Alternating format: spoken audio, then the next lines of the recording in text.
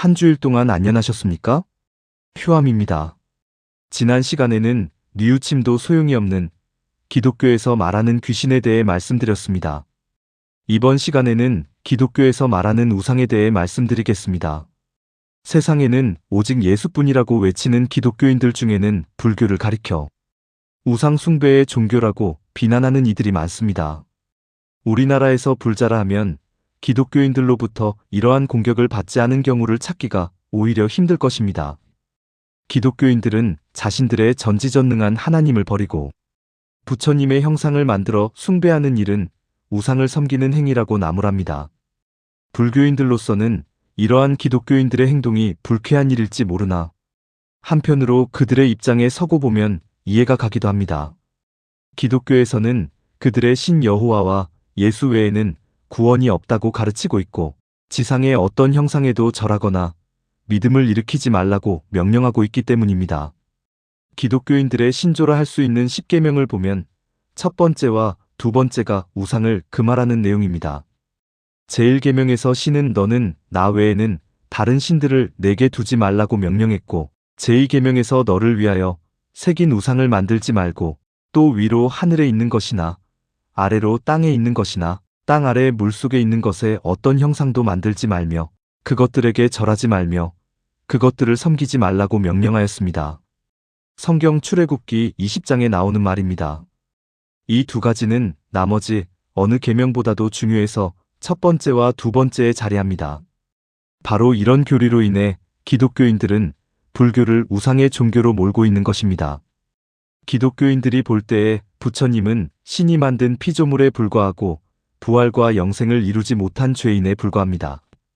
이런 부처님을 형상으로 만들고 그 앞에 예배를 올리거나 원을 비는 행위는 여지없이 우상 숭배일 수밖에 없습니다. 하지만 불교 입장에서 보면 기독교인들이 불교를 바라보는 이런 시각은 대단히 편협하다고 할 수밖에 없습니다. 이는 불교의 전체적인 가르침을 보지 않고 겉으로 나타난 하나의 형식만을 보고 판단한 데서 기인합니다.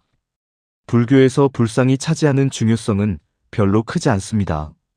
불교에서는 불상보다도 진리가 위대한 것이며 부처님에게 예배하는 행위보다도 자신의 고통을 소멸하기 위해 수행하는 행위가 더욱 소중하다고 여깁니다.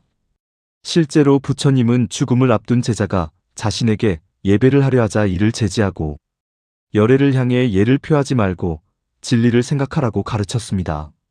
심지어 부처님은 금강경에서 만약 형상과 음성으로서 부처를 보려는 자는 삿된 길을 가는 사람이라고 설했으며 화엄경에서는 본질적으로 마음과 부처와 중생은 아무런 차별이 없다고도 설했습니다.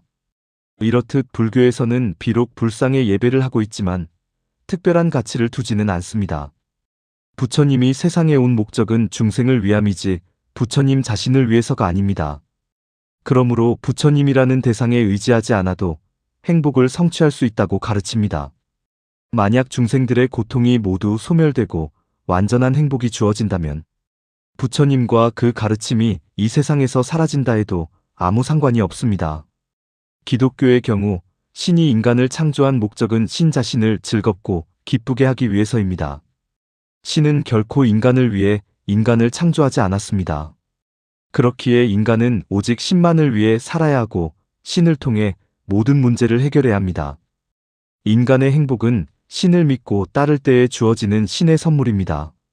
이렇게 본다면 불교가 우상의 종교라는 기독교의 주장은 지극히 자의적 해석일 뿐 합리적이지 못합니다.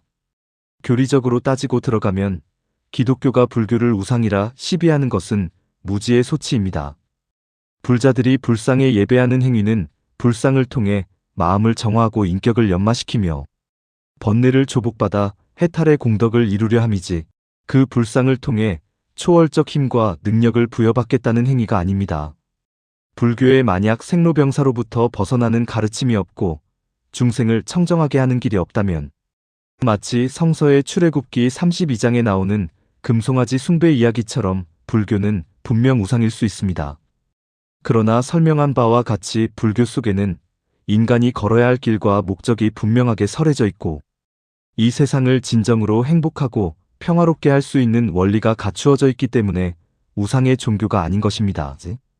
엄밀히 말해 우상숭배를 논한다면 기독교가 우상숭배의 종교일 수도 있습니다. 불교적 시각에서 판단할 때에 이 세상은 창조된 것도 아니고 창조신이 있는 것도 아닙니다. 만약 세상을 창조할 만큼 위대한 능력을 지닌 신이 있다고 하더라도 그 신의 마음 가운데에 존재에 대한 집착과 갖가지 욕망이 자리 잡고 있다면 그것은 중생의 속성을 벗어나지 못한 불완전한 존재로 취급당합니다. 기독교의 신 여호와를 불교 교리로 조명하면 그는 자아에 대한 그릇된 욕망과 집착에 사로잡혀 있으며 희로애락의 번뇌에 물들어 스스로 속박당하고 있습니다. 신이라고 하지만 결코 청정하지 못하고 자비롭지 못하며 평등하지 못합니다. 자신이 창조한 피조물들을 향해 끊임없이 분노를 일으키고 상을 주거나 벌을 주고 심판을 하다가 급기야 지옥에 던져버리는 신을 어떻게 자비롭고 평등하고 청정하다 할 수 있겠습니까? 이는 신의 아들이라는 예수에 있어서도 마찬가지입니다. 예수는 이러한 여호와 신이 인간의 구원을 위해 세상에 육화된 존재입니다. 여호와의 속성이 욕망과 번뇌에 물들어 있다면 예수도 마찬가지일 수밖에 없습니다. 우상 숭배의 기준은 형상을 만들어 놓고 이를 위하느냐 위하지 않느냐에 있지 않습니다. 진짜 우상은 거짓 교리에 있으며 인간을 미혹하게 하는 가르침에 있습니다. 불교가 우상 숭배의 종교인지 아닌지는 불교 교리 안에서 판단해야 합니다. 겉으로 보이는 불상 신앙만을 가지고 우상 숭배라고 몰아세우는 태도는 걸친 옷만 보고 사람의 인격을 판단하는 것과 같은 일입니다. 다음 시간에는 기독교의 내세론에 대해 말씀드리겠습니다. 감사합니다. 이 법문을 들으신 공덕이 부처님의 가피와 함께 가득하시기를 발언합니다. 나무 석가모니 불